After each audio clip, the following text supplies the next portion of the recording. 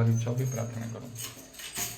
Hallelujah hallelujah hallelujah praise the lord praise the lord praise the lord praise the lord प्रभु तुम धन्यवाद धन्यवाद धन्यवाद धन्यवाद धन्यवाद धन्यवाद धन्यवाद धन्यवाद धन्यवाद प्रभु आमान की सुयोग दिला बोल तुम नाम धन्यवाद धन्यवाद धन्यवाद धन्यवाद धन्यवाद धन्यवाद धन्यवाद धन्यवाद धन्यवाद धन्यवाद धन्यवाद धन्यवाद धन्यवाद ओ प्रातः तुम सावधान को सुयोग तुम देव शुभ तुम नाम धन्यवाद धन्यवाद धन्यवाद धन्यवाद हम अनेक लोक दिन दिन प्रभु देखा इच्छा कर तुम सेवा भजन कर इच्छा कले मुझे पाते नहीं मात्र पंद्रह तुम सुयोग तुम देव शुभ तुम नाम धन्यवाद धन्यवाद धन्यवाद धन्यवाद और तुम सर्वदा तुम आनंद कर तुम साहाय्य कर हालेलुया कारण प्रभु यार तो अभिषेक कौन विषय नहीं बोल तुम नाम धन्यवाद और कान में कोई कथन राजधानी पद अन्वेषण करे बेंदर शाखा बंदर बल पर हालेलुया और नित्यंतर मन तुम राजधानी करना अन्वेषण कर साहाय्य कर बोल तुम नाम धन्यवाद उच्च हालेलुया और तुम ग्रह रामन को उपस्थित तुम सत्ता में कराओ बोल तुम नाम धन्यवाद उधर बंदर बल पर हालेलुया हालेलुया और दिन को आनंद चित्र आनंद मन सर्वदा तुम सेवजना को तुम साहाय्य कर और कान में कोई सर्व सब अवस्था प्रभु तुम धन्यवाद करिया उधर बत्तरी खाला बंदर पापन को आमन प्रभु पापन उतार प्राण में कुछ तुम देश बोल तुम नाम धन्यवाद उच्च हालेलुया हालेलुया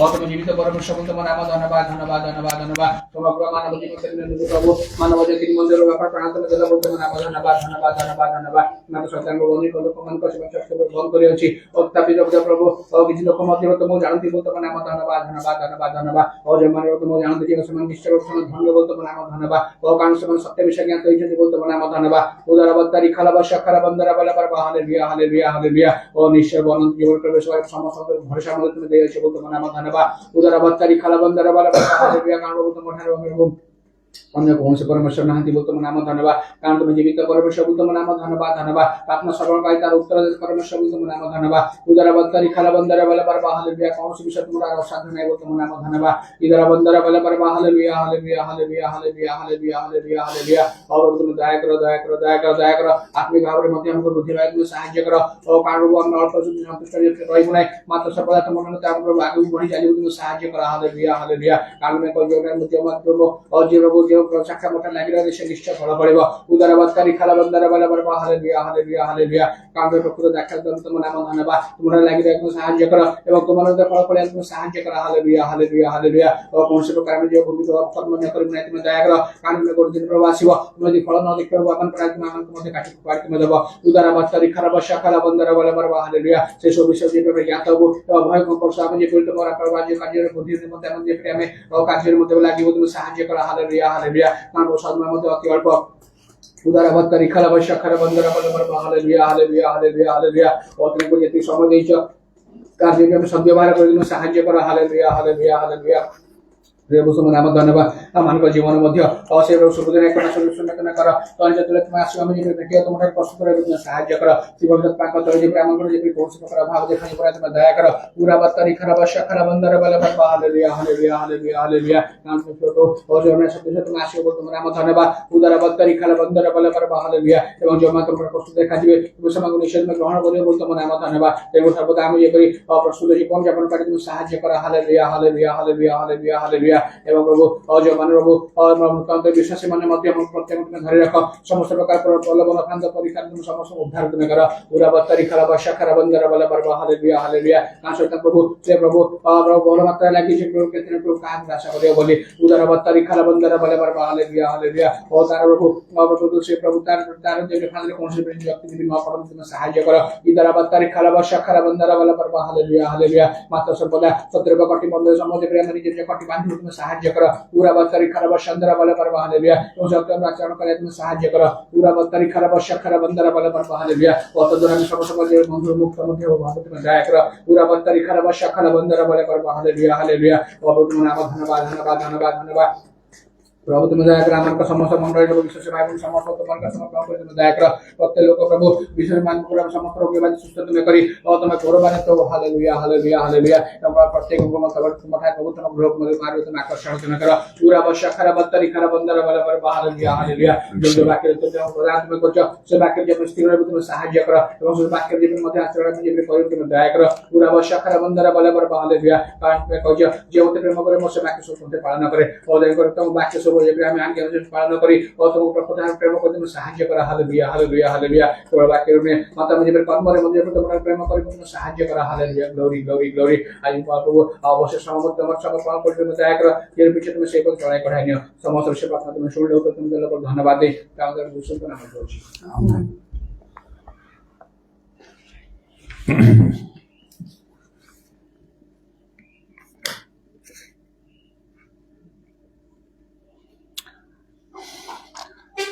9 ପର୍ବର ଶେଷ 62 ପଦରେ ଲେଖା ଅଛି 61 ଆଉ 62।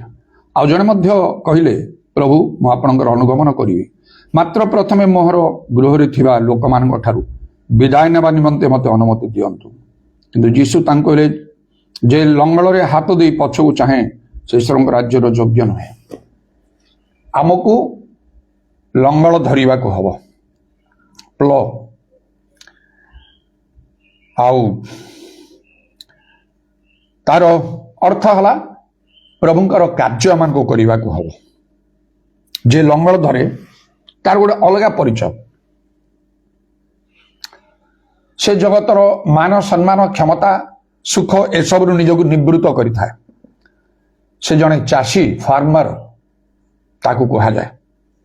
ଜଣେ ଚାଷୀକୁ ଦେଖିବା ପାଇଁ ତାର କୌଣସି ସୌନ୍ଦର୍ଯ୍ୟ ନଥିବ, ତାର ସମ୍ମାନ ନଥିବ। ସେ ଯେତେବେଳେ ବିଲରେ ଚାଷ କରେ ତାର ଦେହ ସାରା କାଦୁଅ ହେଇଥିବ, କିଛି ଭଲ ଲୁଗାପଟା ସେ ପିନ୍ଧି ନଥିବ, ନିଜକୁ ସାଜସଜ୍ଜା କରିନଥିବ, ଭଲ ଗୋଟିଏ ଆସନରେ ସେ ବସି ନଥିବ, ସୁସ୍ୱାଦୁ ଖାଦ୍ୟ ତା ପାଖରେ ଅନେକ ପରସା ଯାଇ ନଥିବ। ସେ ପରିଶ୍ରମ କରୁଥିବ, କଠିନ ପରିଶ୍ରମ କରୁଥିବ, ଖରା ବର୍ଷାରେ ଶୀତ କାକର ସବୁରେ। ଆଉ ଯେପରିକି ସେ ବିଲର ବା କ୍ଷେତ୍ର ବହୁମୂଲ୍ୟ ଫଳ ସେ ପାଇପାରିବ, ଆଉ ତାହା ମନୁଷ୍ୟମାନଙ୍କ ନିମନ୍ତେ ଖାଦ୍ୟ ସ୍ୱରୂପେ ବ୍ୟବହାର କରାଯାଏ, ଜୀବନ ଧାରଣ କରିବା ନିମନ୍ତେ। ଆମମାନଙ୍କର ପରିଚୟ ମଧ୍ୟ ପ୍ରକୃତ ପ୍ରଭୁଙ୍କ ଲୋକମାନଙ୍କର ପରିଚୟ ଭିନ୍ନ ହେବା ଦରକାର। ସେମାନେ ଜଗତ ଲୋକମାନଙ୍କ ପରି ନାହିଁ। ସେମାନଙ୍କର ଗୋଟେ ନିର୍ଦ୍ଦିଷ୍ଟ କାର୍ଯ୍ୟ ରହିଛି, ତାଙ୍କର ଅକ୍ୟୁପେସନ, ତାଙ୍କର ଜବ୍, ଏମ୍ପ୍ଲୟମେଣ୍ଟ ଗୋଟେ ଭିନ୍ନ ପ୍ରକାର। ସେଟା କ'ଣ? ପ୍ରଭୁଙ୍କର କାର୍ଯ୍ୟ କରିବା। ଅନେକ ତ ଆଉ ଜଗତରେ କାର୍ଯ୍ୟ କରିବା ପାଇଁ ଇଚ୍ଛା ପ୍ରକାଶ କରନ୍ତି, ଆଉ ଭଲ କାର୍ଯ୍ୟ କରିବା ପାଇଁ ଚେଷ୍ଟା କରନ୍ତି, ଆଉ ପାଇଲେ ବହୁତ ଖୁସି ହୁଅନ୍ତି। ମାତ୍ର ପ୍ରଭୁଙ୍କର କାର୍ଯ୍ୟ ଯେପରି ପ୍ରଭୁଙ୍କ ଦୃଷ୍ଟିରେ ବହୁମୂଲ୍ୟ, ଆଉ ଯେଉଁମାନେ ପ୍ରଭୁଙ୍କର କାର୍ଯ୍ୟ କରନ୍ତି ଆଉ ସେ ଲୋକମାନେ ଯେପରି ପ୍ରଭୁଙ୍କ ଦୃଷ୍ଟିରେ ସେମାନଙ୍କ ଜୀବନ ବହୁମୂଲ୍ୟ, ସେପରି ଅନ୍ୟ କିଛି ନାହିଁ ବା ଅନ୍ୟ କେହି ହେଇପାରିବେ ନାହିଁ। ଲେଖା ଅଛି, ଯେଉଁମାନେ ଶୁଭବାର୍ତ୍ତା ପ୍ରଚାର କରନ୍ତି ଆଉ ଶୁଭ ବିଷୟର ସୁସମାଚାର ଆଣନ୍ତି, ପର୍ବତରେ ସେମାନଙ୍କର ପାଦ କିପରି ଶୋଭାଯୁକ୍ତ, କିପରି ଭାବରେ ପ୍ରଭୁ ସେମାନଙ୍କୁ ସମ୍ମାନ ଦେବାକୁ ଚାହାନ୍ତି, ଆଶୀର୍ବାଦ କରିବା ପାଇଁ ଚାହାନ୍ତି। ଇହ କାଳରେ ଏବଂ ପରକାଳରେ ସେସବୁ ମଣିଷର ଚିନ୍ତାର ବାହାରେ। ଜଗତରେ ବିଶେଷ କାର୍ଯ୍ୟ କରିବା ପାଇଁ ଜାଗତିକ ଯୋଗ୍ୟତାର ଦରକାର, ମାତ୍ର ପ୍ରଭୁଙ୍କ ନିମନ୍ତେ କାର୍ଯ୍ୟ କରିବା ପାଇଁ ସେହି ସମସ୍ତ ଜାଗତିକ ଯୋଗ୍ୟତାର ଦରକାର ନାହିଁ, ଆତ୍ମିକ ଯୋଗ୍ୟତା ଦରକାର। ଗୋଟେ ବଡ଼ ଚାକିରି କରିବା ପାଇଁ ହେଲେ ବହୁତ ପାଠ ବି ପଢ଼ିଥିବା ଦରକାର, ଆଉ ବିଭିନ୍ନ କ୍ଷେତ୍ରରେ ବିଭିନ୍ନ ପ୍ରକାର ଦକ୍ଷତା ଥିବା ଦରକାର। ଏପରି କୌଣସି ବିଷୟ ପ୍ରଭୁ ଚାହାନ୍ତି ନାହିଁ। ଆଉ କୌଣସି ଚାକିରି କରିବା ପାଇଁ ହେଲେ, ଆଉ ବିଶେଷ କରି ଆଉ ପୋଲିସ ଡିପାର୍ଟମେଣ୍ଟରେ, ସୈନ୍ୟ ବିଭାଗରେ କାର୍ଯ୍ୟ କରିବା ପାଇଁ ହେଲେ ଶାରୀରିକ ଯୋଗ୍ୟତାର ମଧ୍ୟ ଦରକାର। ମିନିମମ୍ ତାର କେତେ ହାଇଟ୍ ଥିବ, ତାର ଚେଷ୍ଟ ଥିବ, ଇତ୍ୟାଦି ଅନେକ ବିଷୟରେ ଭଲ ସ୍ୱାସ୍ଥ୍ୟ ତାର ଥିବ, ଆଉ ମଧ୍ୟ ଯେତେବେଳେ ତାର ପରୀକ୍ଷା ନିଆଯିବ ଫିଜିକାଲ ଟେଷ୍ଟ ସବୁ, ସେ ଭଲ ଦୌଡ଼ି ପାରୁଥିବ, ପ୍ରଭୃତି କେତେ ବିଷୟ। କିନ୍ତୁ ଏସବୁର କୌଣସି ଆବଶ୍ୟକ ନାହିଁ ପ୍ରଭୁଙ୍କର କାର୍ଯ୍ୟ ପାଇଁ। ମାତ୍ର ଆବଶ୍ୟକ ଅଛି ଆତ୍ମିକ ଯୋଗ୍ୟତା, ସ୍ପିରିଚୁଆଲ କ୍ୱାଲିଫିକେସନର ଦରକାର। ଯେପରିକି ପବିତ୍ର ଆତ୍ମା ପ୍ରାପ୍ତ ହୋଇଥିବାକୁ ହବ, ପ୍ରଭୁଙ୍କର ଶକ୍ତି ପ୍ରାପ୍ତ ହୋଇଥିବାକୁ ହବ, ପ୍ରଭୁଙ୍କର ଆହ୍ୱାନ ତାଠାରେ ଥିବାକୁ ହବ, ସେ ପ୍ରଭୁଙ୍କର ବାକ୍ୟ ମାନୁଥିବାକୁ ହବ। ଏହିପରି ଆତ୍ମିକ ଯୋଗ୍ୟତା ଗୁଡ଼ାକର ଆବଶ୍ୟକ ଅଛି। ଆଉ ତାପରେ ଜଣେ ଭଲରେ ପ୍ରଭୁଙ୍କର କାର୍ଯ୍ୟ କରିପାରିବ। କିନ୍ତୁ ଲଙ୍ଗଳ କଣ୍ଠିରେ ହାତ ଦେବାକୁ ଆମକୁ ଅଛି, ବା ଲଙ୍ଗଳ କଣ୍ଠି ଧରିବାକୁ ଯେ ଅଛି, ପ୍ରଭୁ ଚାହାନ୍ତି ତାଙ୍କ କାର୍ଯ୍ୟ କରିବା ପାଇଁ। କାରଣ ପ୍ରଭୁଙ୍କର କାର୍ଯ୍ୟ କେତେ ଉଣା ପଡ଼ିଛି ଆମେ ତାହା ଦେଖୁଛୁ।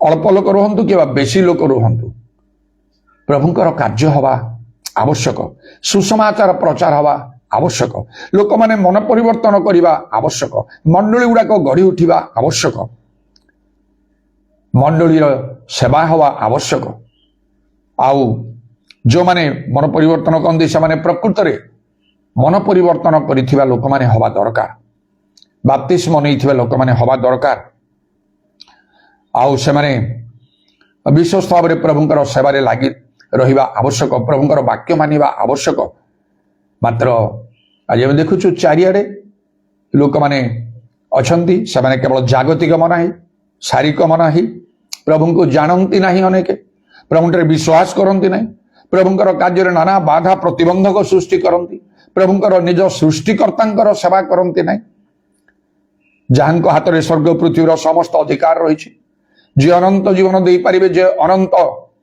आउ दंड मध्य दे पारे तांको लोक माने किछि बोली मने करंती ना भय करंती ना खातिरी करंती ना एमती चारिआडे सब अछंती लोक आम चतुर्पार्श्व तेणु प्रभुंकर कार्य केते उणा पड़ी रही आउ तेणुक प्रभु चाहती प्रभुंकर कार्य करने आउ ताहा मध्य किपरि योग्य भाव में करने को हम एवं सीरियसली सेटा करने को हम नहेले प्रभुंकर कार्य ठीक हो पारिबनी एटी गोटे लोक जीशु को कहला मु आउ कौन करी ना आपण अनुगमन करी मात्र गृह रे थिबा मो लोक मान को प्रथम मु आउ विदाय देवा को चाहूँ मते अनुमति दियंतु केवल से सेती कहितला मते बेले बेले छुट्टी देव प्रभु मो निज लोक मान अछंती तुम संगे मु रहिबी मात्र बेले बेले मु छुट्टी नहीं घर को आसी निज लोक मान अछंती मते देखिया पड़िबो ना सेमती से कहि नै नले मु जदि तुम संगे रहिबी तुमर अनुगमन करिबी तुमर कार्य करी मोर कोन लाभ हबो केते पैसा मते मिलिबो कोन ए सब किछि कथा से कहि नै को प्रकार काम करने को तुम सांगे से सब विषय से कहने से राजी हो गला केवल कहला लोक मान मु विदा नहीं कि आसबि से भल मंद कहीदेप चाहूँ प्रभु मुझे जाऊँगी यीशु पछरे आउ तेणुक कई तमाने चिंता करनी आउ भल भाव में तमाने सब रहिबो समस्त किसी कथा कही परामर्श देकी आउ समय समय केबे केबे मो प्रभु को कहीकि सुविधा अनुसार मु आसबि एवं तो लोक मैंने विभिन्न कार्य कर देश विदेश को जाई कर निज लोक मान निज परिवार ठारू पृथक होकर देखा साक्षात भी हुए ना और प्रभुंकर कार्य से प्रेले सेटा आउ किसी विचित्र विषय नहीं से यथेष्ट मंगल यथेष्ट लाभ रही प्रभु मध्य जपरी लोक मैंने जाती कार्य करी दरमा पाती से प्रभु मध्य दियंती प्रभु निजे दियंती ता जागतिक भाव ना अलग प्रकार लिखा कार्यकारी वेतन योग्य विचित्र भाव में प्रभु दियंती जो समय सर्वसाधारण लोक माने जीवन धारण करिया कष्टकर से समय प्रभु लोक माने बंची रही पारे कारण एलियन समय जो दुर्भिक्ष है 3 वर्ष 6 मास पर्यंत वृष्टि नहीं निश्चय बहुत लोक मैंने मृत्युवरण करते कारण से सारीपदर विधवा कहला मुठिए मैदा अल्प तेल अच्छी 2टा पिठा हम मो पुओटे खाइब मोटे खाई आम मरबू मैंने मरुंच चारिटा एलियन को प्रभु कौन कले आउ कहे आउ से करित निकट नदी रे तमे जाइकी रुह सकाल सन्धारे काक मान को पठेले रुटी भजा मांस दे केमिति प्रभु व्यवस्था करिछन आउ कहा पारि ना पुणी आउ से सारीफत को जीवाई कले से जो विधवा मरब कहूँ तार मुठ्ठी में दल पतल अच्छी आउ एपरी भाव में प्रभु कार्य कले जे आउ सेटा सरलानी से मैदा अल्प मैदा सरलानी अल्प तेल सरलानी से दुर्भिक्ष दिन सब से विधवा तार पुओ तांग निज लोक माने एलियो से खाई बंचिले किपरि कार्य प्रभु करते तेणु प्रभु लोक मान प्रभु जो व्यवस्था करेंगे से अन्य मान पार ना आ बेले बेले जो मैंने चाकरी कहले मत दरमा गवर्नमेंट बा प्राइवेट रे दरमा ठीक रे मिले ना ठीक समय मिले ना अनेक पाती ना विभिन्न संस्था गुड़ जो मैंने कार्य से दरमा पत्र आउ से अनेक दिन धरी पाती ना आ बेले बेले से जो साहाय्य आसे बंद है से काम हराती चिंतार पड़ती मात्र प्रभु सेपरी करती ना ତୁମର ଆହ୍ୱାନକର୍ତ୍ତା ବିଶ୍ୱସ୍ତ ଲେଖା ହେଉଛି। ମାକିବା ଭାବିବା ଠାରୁ ଅତ୍ୟଧିକ ସାଧନ କରିବା ପ୍ରଭୁ କହନ୍ତି। ରକ୍ଷା ପାଇଁ ସ୍ଥାନ ନିଅଣ୍ଟା ମଧ୍ୟ ଆଶୀର୍ବାଦର ବୃଷ୍ଟି ବର୍ଷେଇବା ପ୍ରଭୁ କହନ୍ତି। ସେ ଯଦି ପ୍ରତିପାଳକ ହେବେ, ସେ ଯଦି ଆମମାନଙ୍କର ବେତନଦାତା ହେବେ, ତାହେଲେ ଦାଉଦଙ୍କ ପ୍ରିୟ ଆମେ କହିପାରିବା ସଦାପୁର ମୋର ପ୍ରତିପାଳକ, ମୋର ଅଭାବ ହେବ ନାହିଁ। ଯାହାମାନଙ୍କର ଆବଶ୍ୟକ ପ୍ରଭୁ ଆମମାନଙ୍କୁ ଦେଇକି ଚାଲିବେ। କେବଳ ଆମକୁ ଆଉ ପ୍ରଭୁ ଯେପରି ଚାହାନ୍ତି ସେହିପରି ଭାବରେ ଯଥାର୍ଥ ଭାବରେ ଉତ୍ତମ ରୂପେ ଠିକ ଭାବରେ ଆମମାନଙ୍କୁ ପ୍ରଭୁଙ୍କର କାର୍ଯ୍ୟ କରିବାକୁ ଅଛି। କାରଣ ଅନେକ କାର୍ଯ୍ୟ କଲେ ମଧ୍ୟ ସେମାନେ ତାହା ଜାଣନ୍ତି ନାହିଁ। ଯେହେତୁ ଲେଖା ଅଛି ଯେଉଁଦିନ ପ୍ରତ୍ୟେକର କର୍ମକୁ ପ୍ରଭୁ ପରୀକ୍ଷା କରିବେ ସେଇଦିନ କେତେକଙ୍କର କର୍ମ ସବୁ ପୋଡ଼ିଯିବ। ମାନେ ସେମାନେ ଠିକରେ କରିନାହାନ୍ତି, ପ୍ରଭୁଙ୍କ ଇଚ୍ଛା ଅନୁସାରେ କରିନାହାନ୍ତି, ପ୍ରଭୁଙ୍କର ବାକ୍ୟ ଅନୁସାରେ ସେମାନେ କରିନାହାନ୍ତି। ପ୍ରଭୁଙ୍କର କାର୍ଯ୍ୟ କରିବାକୁ ହେଲେ ପ୍ରଭୁଙ୍କର ବାକ୍ୟକୁ ଭଲରେ ଜାଣିବାକୁ ହବ, ବାଇବେଲକୁ ଭଲରେ ଜାଣିବାକୁ ହବ। ଜାଗତିକ ପୁସ୍ତକ ପଢିଲା ପରି ପଢିଦେଲେ ସେଇଟା ମଣିଷ ତାର ପ୍ରକୃତ ବିଷୟ ବୁଝିପାରିବ ନାହିଁ। ଆତ୍ମିକ ନାହିଁ ବହୁତ ପ୍ରାର୍ଥନାର ସହିତ ପଢିବାକୁ ହବ, ପବିତ୍ର ଆତ୍ମାରେ ପୂର୍ଣ୍ଣ ହୋଇ ତାକୁ ପଢିବାକୁ ହବ, ଆଉ ପ୍ରଭୁଙ୍କ ଠାରୁ ଅନୁଗ୍ରହ ପାଇବାକୁ ହବ ସେଟା ବୁଝିବା ପାଇଁ। ପ୍ରକୃତ ପ୍ରଭୁଙ୍କ ଲୋକମାନଙ୍କର ସଂସ୍ପର୍ଶରେ ଆସିବାକୁ ପଡିବ, ଯଥେଷ୍ଟ ପରିଶ୍ରମ କରିବାକୁ ହବ ଦିନ ରାତି କରି ତାକୁ ଧ୍ୟାନ କରିବା ପାଇଁ, ଆଉ ତାପରେ ବୁଝିପାରିବ ମଣିଷ। ତେଣୁ ଗୋଟେ କଥା ଲେଖା ହଉଛି ନା କଣ, ପୋତା ଧନ ପରି ଯଦି ତୁମେ ଖୋଜିବ ଜ୍ଞାନକୁ ତେବେ ତୁମେ ପାଇବ। ବହୁତ ପରିଶ୍ରମ ସେଟା କରିବାର ଆବଶ୍ୟକ। ଆଉ ତାପରେ ଜଣେ ପ୍ରଭୁଙ୍କର କାର୍ଯ୍ୟ କଲେ ସେ ଦିନ ଯୋଉଦିନ ଅଗ୍ନିରେ ପ୍ରତ୍ୟେକ କର୍ମ ପରୀକ୍ଷା ହବ, ଆଉ ସେ କର୍ମ ପୋଡ଼ିବ ନାହିଁ, ମାତ୍ର ତା ରହିବ ସୁନା ପରି, ରୂପା ପରି, ବହୁମୂଲ୍ୟ ପଥର ପରି, ଆଉ ସେମାନେ ସବୁ ପୁରସ୍କାର ପାଇବେ। କିନ୍ତୁ ଜଗତରେ ଥିବା ସମୟରେ ବେତନ ମିଳିବ, କାର୍ଯ୍ୟକାରୀ ବେତନର ଯୋଗ୍ୟ। ଏଇଟା ନିହାତି ସତ କଥା। କାରଣ ଏଇ 44 ବର୍ଷର ଉର୍ଦ୍ଧ୍ୱ ସମୟ ଏଇଟା ମୋ ପାଇଁ ମୁଁ ପ୍ରମାଣିତ କରିକି ଆସିଛି। ପ୍ରଭୁଙ୍କର କାର୍ଯ୍ୟ କରିବା ପାଇଁ ପ୍ରଭୁ ଯେପରି ଚାହିଁଲେ ସେଇପରି ଭାବରେ ମୁଁ କାର୍ଯ୍ୟ କରି ଚାଲି, ଆଉ ସମ୍ପୂର୍ଣ୍ଣ ସ୍ୱାଧୀନ ଭାବରେ ଇଣ୍ଡିପେଣ୍ଡେଣ୍ଟ ମିନିଷ୍ଟ୍ରି କମ୍ପ୍ଲିଟଲି 100% ଇନକମ୍ର ଆଉ ଆୟର କୌଣସି ସୋର୍ସ ନାହିଁ, ଉତ୍ସ ନାହିଁ। ଯାହା ପ୍ରଭୁ ଦିଅନ୍ତି ସେଥିରେ ମୁଁ ଚାଲିବା ପାଇଁ ମନସ୍ଥ କରିକି ଅଭାବ କିଛି ନାହିଁ। ଅଭାବଗ୍ରସ୍ତ ମୁଁ ନୁହେଁ, ଋଣଗ୍ରସ୍ତ ନାହିଁ କୌଣସି ଲୋକ ପାଖରେ, ଆଉ ଦୋକାନ ବଜାରରୁ ଧାର କରଜ କରିବା ସେଇଟା କେବେ ମୁଁ କରିନାହିଁ ଆରମ୍ଭରୁ ଆଜି ଯାଏ। ଏଇ 44 ବର୍ଷରୁ ଉର୍ଦ୍ଧ୍ୱ ସମୟ ମାତ୍ର ପ୍ରଭୁ ମତେ ସକ୍ଷମ କରି କେତେକ ମଣ୍ଡଳୀ ଗୁଡାକ ଗଠନ କରି ସେଗୁଡାକର ଦାୟିତ୍ୱ ନେବା ନିମନ୍ତେ ମତେ ଚାହାନ୍ତି। କାରଣ ପ୍ରଭୁଙ୍କର କାର୍ଯ୍ୟ ଏଇଟା।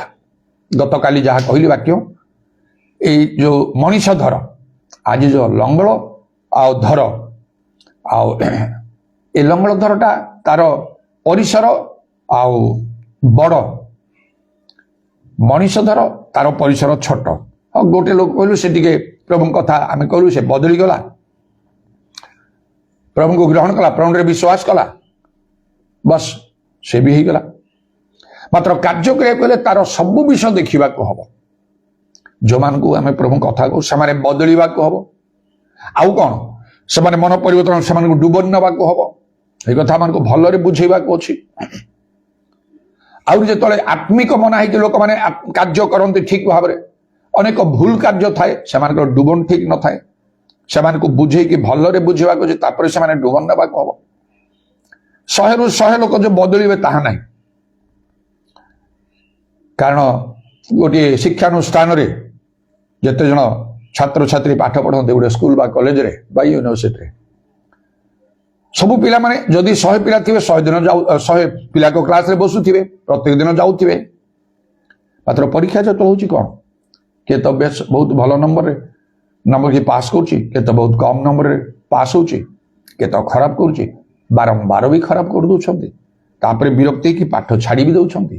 ବାପା ମା ବି ବିରକ୍ତ, କିଛି ସବୁବେଳେ ତ ଖରାପ କଲା, ଛାଡି ଦିବାକୁ, ଆଉ ତା ପାଇଁ ପଇସା ଖର୍ଚ୍ଚ କରି କିଛି ଲାଭ ନାହିଁ। ସେମିତି ଏମିତି କେତେକ ରହିବେ, ସେଟା ସେମାନଙ୍କ ଉପର କଥା, ଆମେ ବେଶୀ ସେଥିପାଇଁ ବ୍ୟସ୍ତ ହେବାର ଆବଶ୍ୟକ ନାହିଁ। ମାତ୍ର ଯଦି ଆମେ ଠିକ ଭାବରେ କାର୍ଯ୍ୟ କରୁ, ନିହାତି ଲୋକମାନେ ବଦଳି ଯିବେ, ବାକ୍ୟ ସବୁ ଗ୍ରହଣ କରିବେ।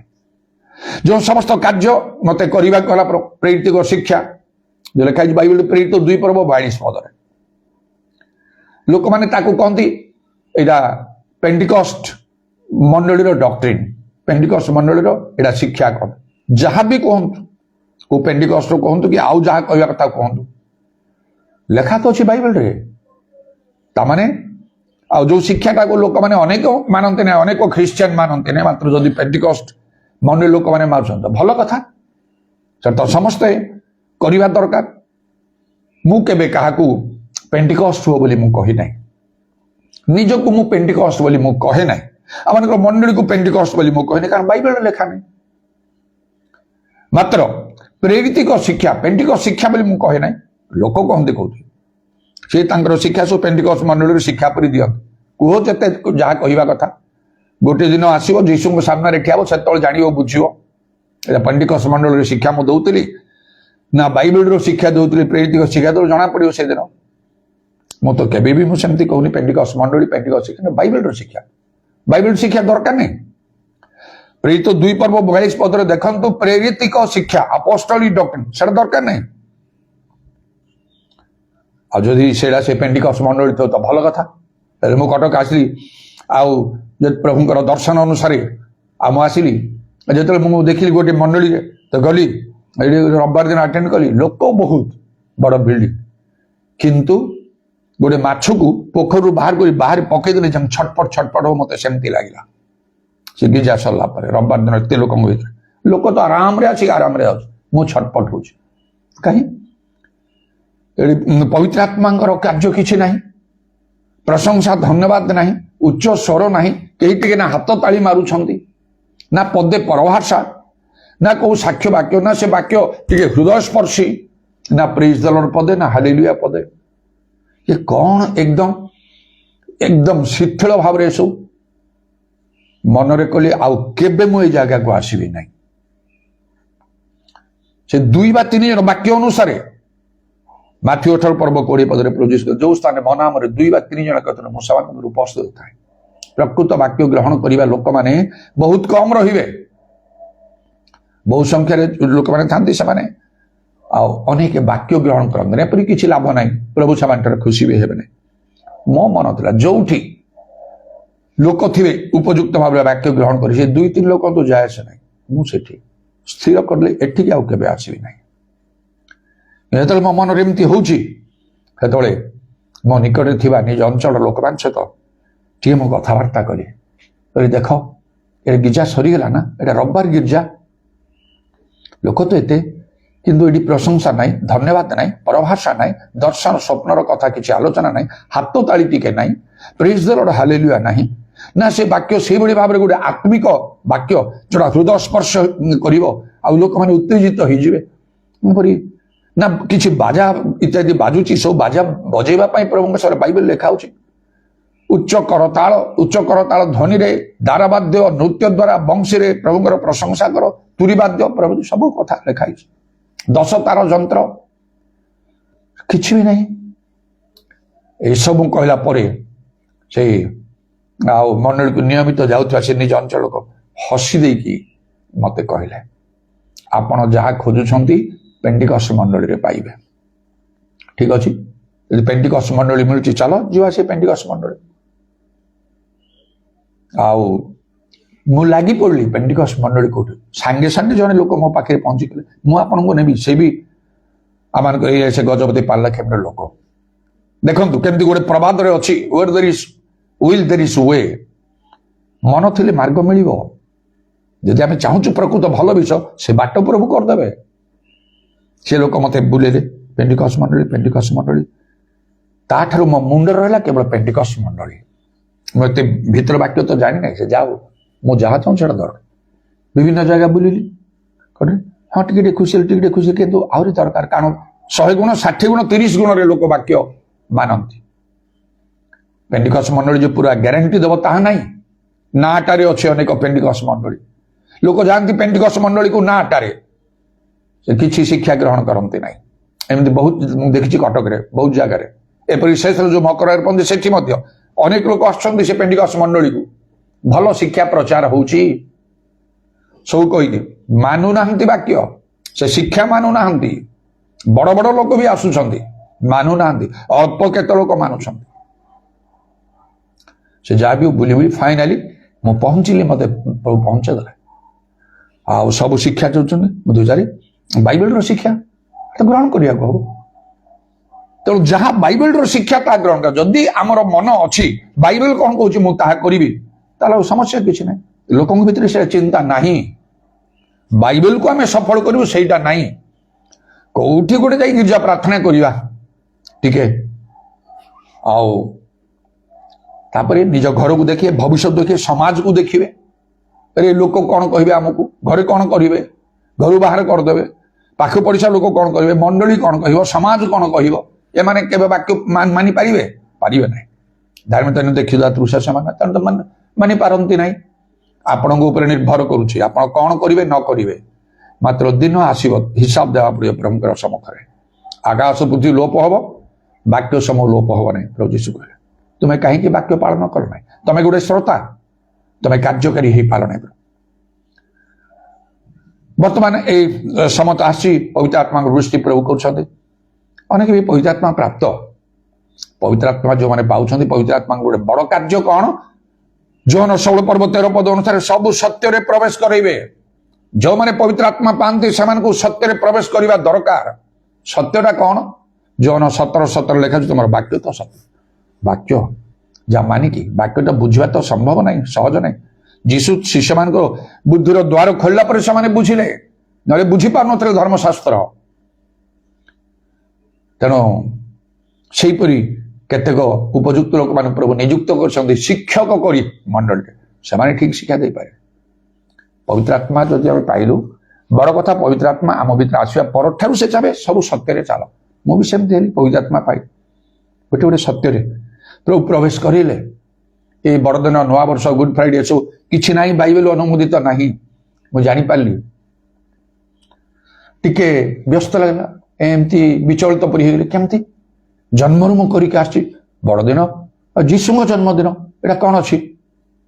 ଆଉ ସେଇ ଗୁଡ୍ ଫ୍ରାଇଡେ ଯୀଶୁଙ୍କର ମୃତ୍ୟୁ ଦିନକୁ ପ୍ରକୃତ ପ୍ରଭୁଙ୍କ ଲୋକମାନଙ୍କର ସଂସ୍ପର୍ଶରେ ଆସିବା ପରେ ଉପଯୁକ୍ତ ଶିକ୍ଷା ଦେଲେ। ତା ପୂର୍ବରୁ କେହି ସେମିତି ଶିକ୍ଷା ଦେଇନାହାନ୍ତି। ମୋର 24-25 ବର୍ଷ ପର୍ଯ୍ୟନ୍ତ ପିଜି ମୋର ଶେଷ ହେଇଗଲା, MA ଶେଷ ହେଇଗଲା, ଜନ୍ମରୁ ସବୁ କେହି ସେ ଶିକ୍ଷା ଦେଇନଥିଲେ। ସମୟ ଆସିଲା ମତେ ସେ ଶିକ୍ଷା ଦିଆହେଲା। ପ୍ରଭୁଙ୍କ ଲୋକମାନେ କହିଲେ ଯୀଶୁ କେବେ ଜନ୍ମ ହେଇଛନ୍ତି ତମେ ଜାଣିଛ କି? ମୁଁ ଟିକେ ଚୁପରେ, ନାଇଁ ସେଟା ତ ଡିସେମ୍ବର 25 ପରା। ସମସ୍ତେ କହିଦେବେ। ମୁଁ କହିଲି ଡିସେମ୍ବର 25 ପରା। ଡିସେମ୍ବର 25 ଯୀଶୁ ଜନ୍ମ ହେଇଛନ୍ତି ବୋଲି କୋଉଠି ଲେଖା ଅଛି? ଏମିତି କଥା କେହି କହିନଥିଲେ, ଆପଣମାନେ ମଧ୍ୟ କେବେ ଶୁଣି ନଥିବେ। ତେବେ ଶୁଣନ୍ତୁ କ'ଣ ହେଲା। ମୁଁ କହିଲି ବାଇବେଲ ଲେଖା ନାହିଁ। ବାଇବେଲ କୋଉଠି ଲେଖା ଅଛି ଖୋଜନ୍ତୁ। ଆଦି ପୁସ୍ତକରେ ପ୍ରକାଶିତ ବାକ୍ୟ କୋଉ ଜାଗାରେ ପାଇବେ ପରା? ଡିସେମ୍ବର 25 ଯୀଶୁ ଜନ୍ମ ହେଇଛନ୍ତି କହିକି, ନହେଲେ ଶୁକ୍ରବାର ଦିନ ଯୀଶୁ ମରିଛନ୍ତି କହିକି ନାହିଁ। ସାରା ଆଚ୍ଛା, ତାପରେ ମୁଁ ଟିକେ ଦ୍ୱନ୍ଦ୍ୱରେ ପଡେ, କେମିତି ହେଲା ଏଇଟା? ତାହେଲେ ଇତିହାସ ଥିବ, ଇତିହାସ ଦେଖ। ପାଠ ପଢିବା ସମୟରେ ମଧ୍ୟ ଯୀଶୁଙ୍କ ବିଷୟ କିଛି ତ ପାଠ ପଢିଛୁ, ସେଠି ତାଙ୍କର ଜନ୍ମ ମୃତ୍ୟୁ କଥା ଯଦି ମିଳିବ, କିନ୍ତୁ ପୁନରୁତ୍ଥାନ କଥା ତ ମିଳିବ ନାହିଁ। ପୁଣି କୋଉ ଦିନ ସେ ଲେଖା ହିଁ ନାହିଁ। ଏ କେମିତି ହେଲା? ତାହେଲେ ବାଇବେଲ ଇତିହାସ ଥିବ ପରା, ଦେଖ ବାଇବେଲ ଇତିହାସ। ତେଣୁକରି ମୁଁ ଭିତରକୁ ଗଲି, ବାଇବେଲ ହିଷ୍ଟ୍ରି ପଢିବାକୁ ଲାଗିଲି, ରିଫରେନ୍ସ ବାଇବେଲ ପଢିବାକୁ ଲାଗିଲି। ସବୁର ଟପ୍ରେ ଡେକ୍ସ ଆନୋଟେଟେଡ୍ ବାଇବେଲ ରିଫରେନ୍ସ ଅଛି, ମୁଁ ପଢି। ଆପଣମାନେ ପଢି ନଥିବେ ସେଗୁଡାକ, ଜାଣିବେ କେମିତି? ଜାଣିବେ ଏତେ ଭିତରକୁ ଯାଇନାହାନ୍ତି, ଜାଣିବେ କେମିତି? ଯେଉଁମାନେ ଆପଣମାନଙ୍କୁ ଶିକ୍ଷା ଦେଇଛନ୍ତି ସେମାନେ ଏସବୁ ଭିତରକୁ ଯାଇନାହାନ୍ତି, ଖାଲି ଉପରେ ଟିକେ ବାଇବେଲ ପଢିକି। ଆଉ ଏମିତି ସେ ବଡ଼ଦିନ ସେ ଆସିଲା ବେଳକୁ, ଡିସେମ୍ବର 25 ଆସିଲା ବେଳକୁ ବାଇବେଲ ପର୍ସେଣ୍ଟ ବାହାର କରିକି, ଆଉ ନା କ'ଣ, ଆଉ ସ୍ୱର୍ଗଦୂତ ମାନେ ଆଉ ସେମାନେ କ'ଣ କଲେ? ସେ ମେଷପାଳକ ମାନେ ଦର୍ଶନ ଦେଲେ, ଆଜି ଖ୍ରୀଷ୍ଟ ପ୍ରଭୁ ତୁମମାନଙ୍କ ନିମନ୍ତେ ଆଉ ସେ ଦାଉଦଙ୍କ ନଗର ବେଥଲେହେମରେ ଜନ୍ମଗ୍ରହଣ କରିଛନ୍ତି, ଆମେ ତୁମମାନଙ୍କୁ ଏଇ ଶୁଭ ସମାଚାର ଦଉଛୁ। ଏ ପର୍ସେଣ୍ଟଟା ପଢିଦେଇକି ଆଜି ଯୀଶୁଙ୍କର ଜନ୍ମଦିନ। ଗୋଟେ ସୁନ୍ଦର କଥା, ଆସ ଆନନ୍ଦ କରିବା, ଖୁସି ହେବା, ନୂଆ ଡ୍ରେସ ପିନ୍ଧିବା, ଭୋଜି ଭାତ କରିବା, ଏସବୁ କରିବା। ଗିର୍ଜା ଘର ଗୁଡାକ ସବୁ ସଜେଇକି ଆଲୋକ ଫାଲୋକ ସବୁ ବାଇବେଲ ବାହାର କଥା, ବାଇବେଲରେ ନାହିଁ ଏସବୁ।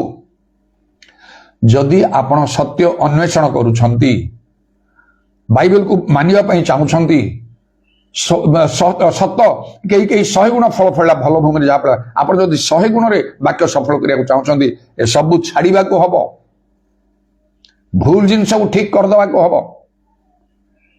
एते भीतर को मुझे आसली बाइबल को डीपली स्टडी करिए कब नले जो माने यथेष्ट नॉलेज अच्छी बाइबल रो मुझे एमती कहली बाइबल तार ओडिया बाइबल इंग्लिश बाइबल पर हिंदी बाइबल मध्य मो पढ़ी केते आदिपुरुष प्रकाशित वाक्य पर्यंत सब शेष करी खाली बाइबल पढ़ले तो बेसी सेठू किसी पाइबे जहाँ पाइबे पवित्र आत्मा बुझेबे तार जदि किसी प्रमाण ज्ञान पाइबा उचित अन्यान्य अच्छी से आउ बाइबल हिस्ट्री इत्यादि जहाँ मुझे कहली सेपरी विभिन्न रिफरेन्स गुड़ाक देखा लगिली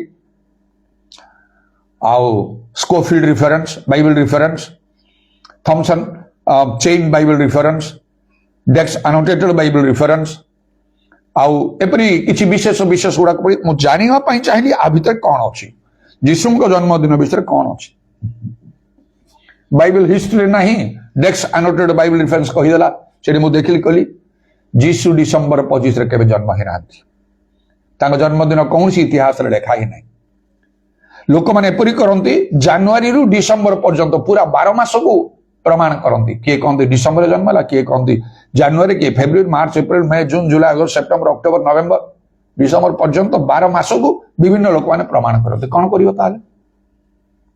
बाइबल इतिहास भी ना इस्राएल देश ना आउ एमती गोटे विशेष पुस्तक जहाँ अच्छी सब प्रकार जो इनफर्मेशन थाए से ना तबे मुझे तो गला ताहले केमती एटा हला तापरे मु जानिली जो माने भलरे जानिछन से माने एटा केवल परंपरा रीतिनीति केमिति आसला केबे थारु भीतर इंटरेस्ट नहीं कि पढ़िली यीशु जन्म 400 वर्ष बंद जन्मदिन नथिला यीशु आ जन्म 400 वर्ष पर एडा रोमान कैथोलिक चर्च रे आसिला प्रथमे देखो बाइबल इतिहास ए सब कहूची कन्स्टांटाइन को जन राजा थे ना लिखा होची सेमान को समर सन गॉड रो वर्शिप करूथिले सूर्य देवतार जन्मदिन ताकू सन ऑफ गॉड रो बर्थडे ईश्वर पुत्र जन्मदिन रे परिणत कले सन गॉड रो सन ऑफ गॉड आउ लिखाई छी बाइबल इतिहास ओहो एमिति हिची ताहले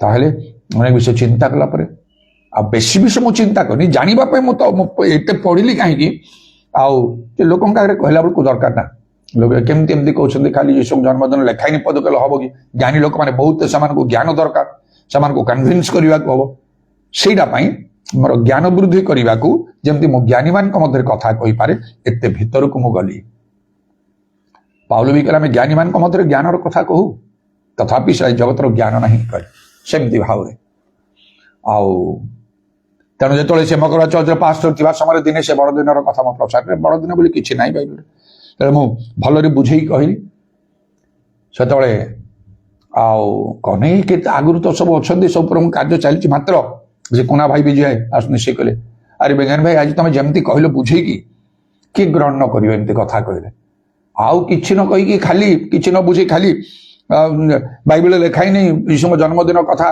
आसा कथा नहीं खाली कहले से किए मानियो कहलो खाली एमती कर खाली गोटे गाड़ी अनुजोग भाया कथा तुम जमती कहल बुझे कि एत सब गुड़ाक आउ तुम मटेरियल सब तुम देल मसला देख सब कहल जेल बुझीज ना मानिज ना भल लगे आज कथा जड़े विशिष्ट लोक जड़े थे से कहले एमती शिक्षा मुझे पाइनी आज्ञा घर गलापर आपड़ एत डिटेल कर बुझेले यहीटा करवा कथा ना जन्मदिन आज ठारू मुझे केते लोक मैंने बदली जाइछंती ए सहर रे गाँव रे प्रभु मत एमती व्यवहार करिछंती बाइबल टाक भलरे जानिबा कह कल ऊपर ठाउरिया ना ये पास्टर ये प्रचारक ये आमको शिक्षा देले ये आमको बतैले तांको द्वारा आम पाइलु डुबन किछि नाही से भितर प्रभु आह्वान ही नथियो प्रभु कोडी समान को व्यवहार करिवे पवित्र आत्मा दान भी नथियो आज समय अछि निजको सुधारी देवा पाई भूलटा को सुधारिया पाई जो माने परीक्षा रे खराब करंती चांस दिया जाए आउ दियो परीक्षा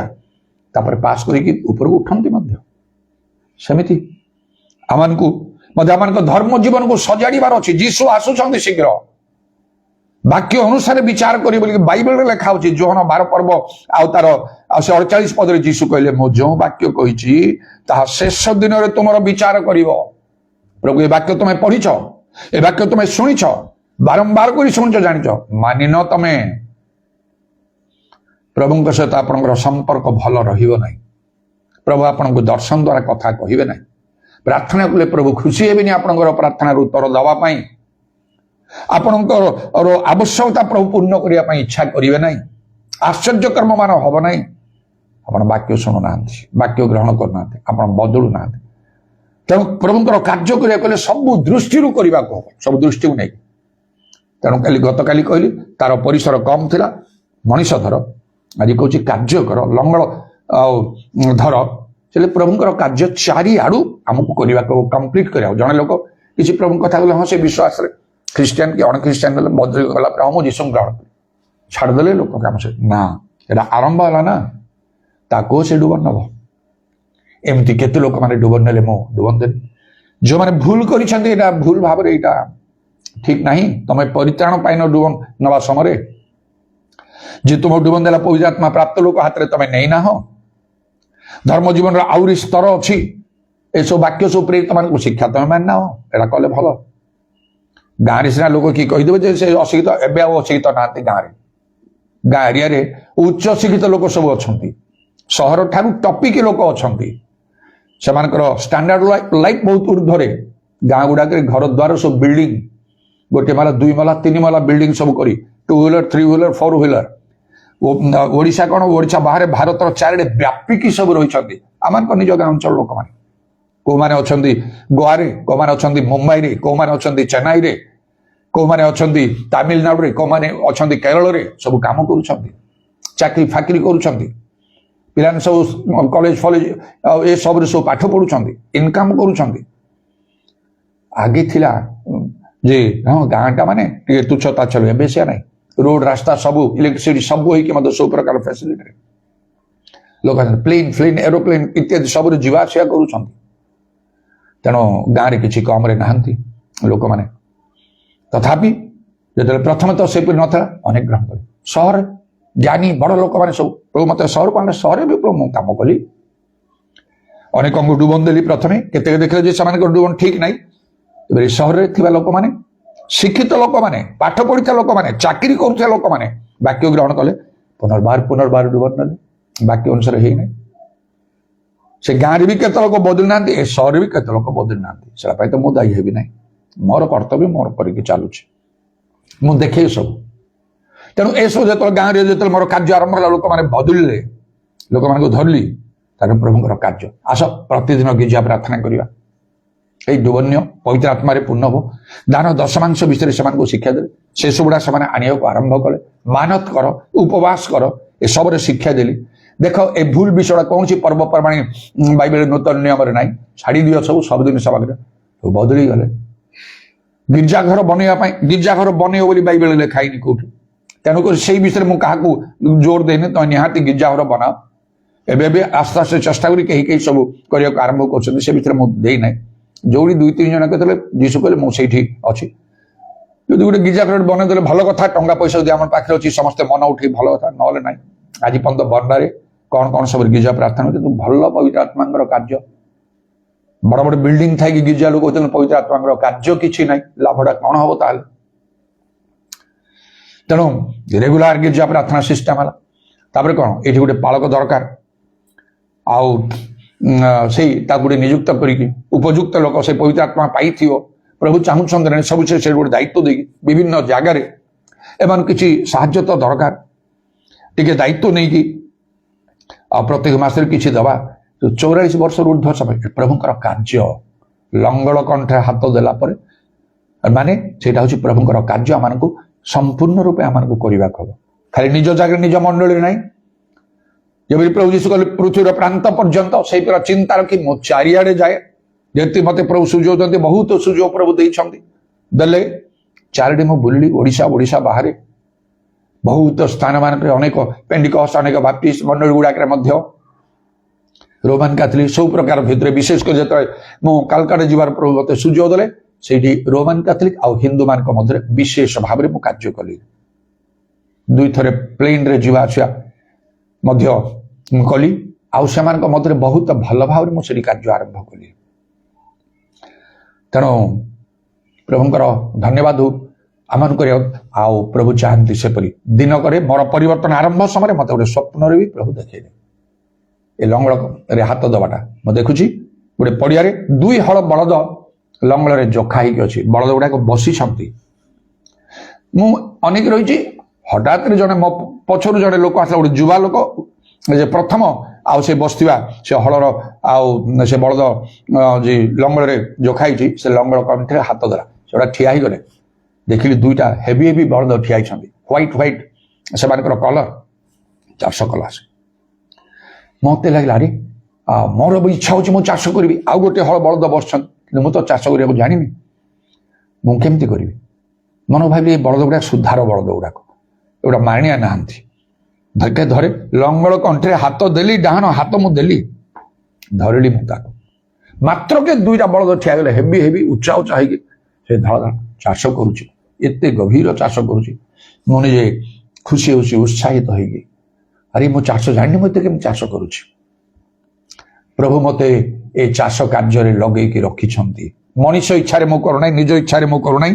ଏଇ ଲୁକ 9 ପର୍ବର 62 ପଦ ଅନୁସାରେ ଯେ ଲଙ୍ଗଳରେ ହାତ ଦେଇ ପଛକୁ ନାହିଁ ସେ ସ୍ୱର୍ଗ ରାଜ୍ୟର ଯୋଗ୍ୟ ନୁହେଁ, ଈଶ୍ୱରଙ୍କ ରାଜ୍ୟର ସେ ଯୋଗ୍ୟ ନୁହେଁ ବୋଲି ଆଉ ଲେଖା ହେଲା।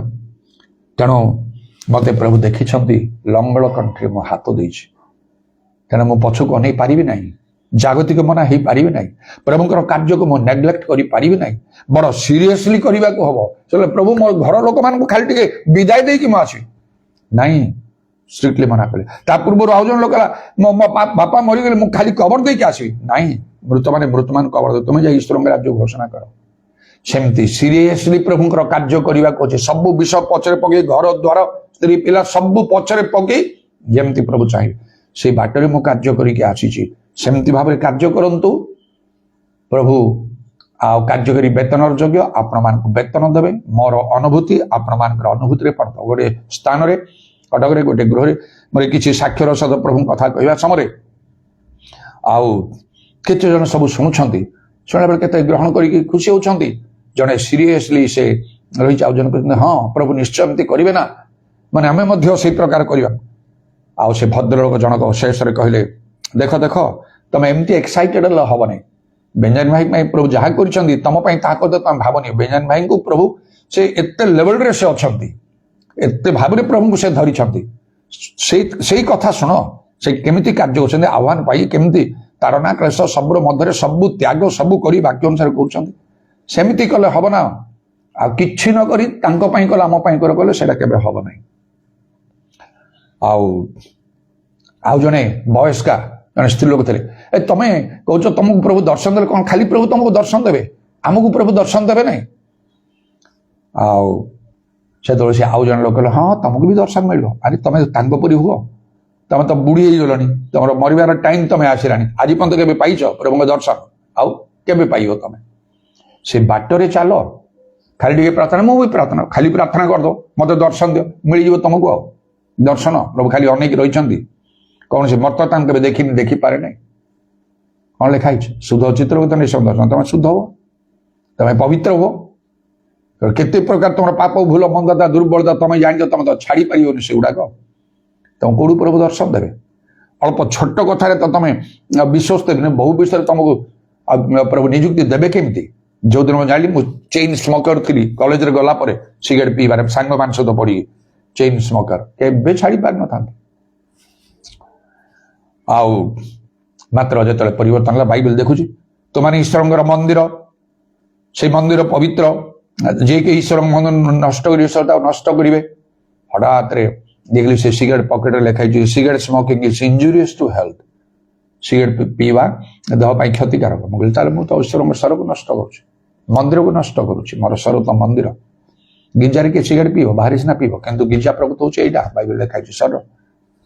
ନିୟମ ଆଜିଠାରୁ ନାହିଁ, ଆଉ ଯାହା ବି ଥିଲା ମାଦକ ଦ୍ରବ୍ୟ ସବୁ ଆଜିଠାରୁ ନାହିଁ। ଆପଣ ସେ ଷ୍ଟେପ୍ ନିଅନ୍ତୁ, ବଦଳି ଯାଆନ୍ତୁ ଛୋଟ ବଡ ବିଷୟରେ, ତାପରେ ବଦଳ। ଗୋଟିଏ ତ ପରିବର୍ତ୍ତନ ନଥିବ, କୋଉ ପ୍ରାର୍ଥନା କଲେ କଣଟା ହବ, କୋଉଠି ସେ ପ୍ରଭୁ ଦର୍ଶନ ଦେବେ, ସେ ପ୍ରାର୍ଥନା ଉତ୍ତର ମିଳିବ କେମିତି? ଆଉ ପ୍ରଭୁଙ୍କ କାର୍ଯ୍ୟ କରିବାର ତ ସେ କେତେ ଦୂରର କଥା, ସେଟା ପାଇଁ କେତେ ପ୍ରସ୍ତୁତି। ପବିତ୍ର ଆତ୍ମା ନ ପାଇଲେ ଜେରୁସାଲେମ ଛାଡି ଯିବ ନାହିଁ।